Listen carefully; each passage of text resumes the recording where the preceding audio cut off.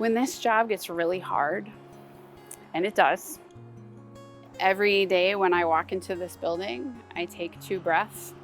The first breath is just a breath of acknowledging the responsibility that I have to the people of Minnesota.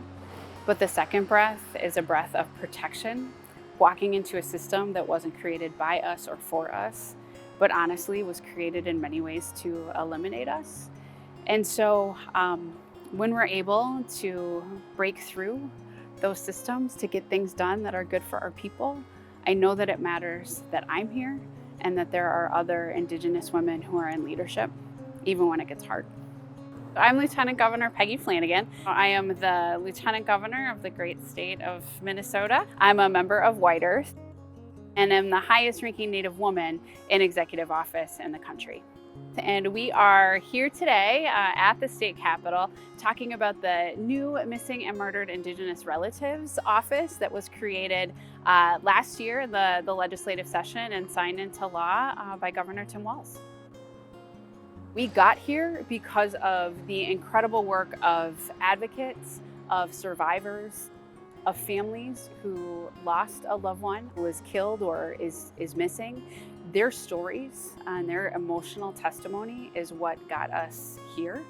The task force really was to study this problem because we knew that there was so much data that was missing. We knew how pervasive this issue was, but really needed that data and research to back it up. And when you think about it, you know, it was in 2019 when the task force was passed, folks got to work, and by December of 2020, we had a full comprehensive report just filled with recommendations on what we need to do to ensure that Native women, girls, our Two-Spirit relatives are seen, heard, valued, protected, and believed. And it is because of that task force that we're here. Every single Native woman that I know has been impacted in some way by this issue. Every single Native woman I know has experienced violence.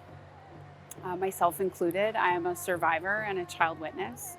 And so I think a lot of the findings of the report simply reiterated the lived experience of Indigenous women all across Minnesota, but really all across North America. One of the things that we know in Minnesota is that between 2012 and 2020, anywhere in any given month, there was 24 to 57 Native women missing at any time, every single month. And so that gives you an idea, especially when we don't have all the data on just how pervasive this issue really is. So I think those are the findings, and the recommendations shouldn't surprise anyone. It's that there should be more coordination with local law enforcement, that advocacy organizations should be more deeply engaged and involved in the work that we do, that cultural competency and culturally relevant programming and outreach is critically important, and that non-natives learn more about the people who have been part of Minnesota before Minnesota was Minnesota and will continue to be here, and that there's a responsibility that folks have to protect our people. The Missing and Murdered Indigenous Relatives Office, I think, is a place where this work will get done. They have been tasked on finding solutions, on working with tribes, with the urban Native community, with advocates, with survivors, and I think we need that one place of coordination. The task force work is complete, and the funding for the MMIR office lasts in perpetuity. This office is a permanent structure in Minnesota state government. That's how it was funded, and I think that also just speaks to the importance of this work going forward. I want my daughter to be her full, beautiful, Indigenous self wherever she goes, and not worry about being harmed because of who she is.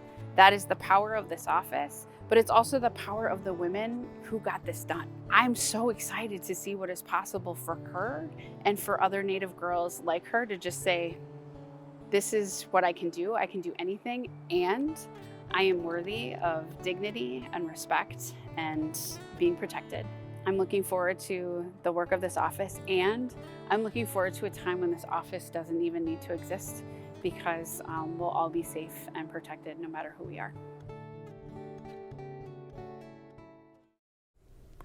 A startling findings of Minnesota's MMIW task force is that American Indian women and girls represent 1% of the state's population, but make up 8% of murdered women and girls in Minnesota.